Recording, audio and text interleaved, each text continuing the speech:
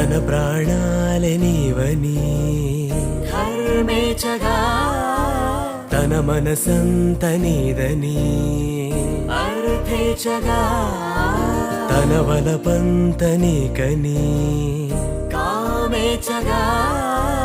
అవధులు లేని ప్రేమకై మోక్షేచగా మూడు ముళ్ళతో 7 అడుగుల అగ్ని సాక్షిగా ఇద్దరు ఒకటిగా మారగా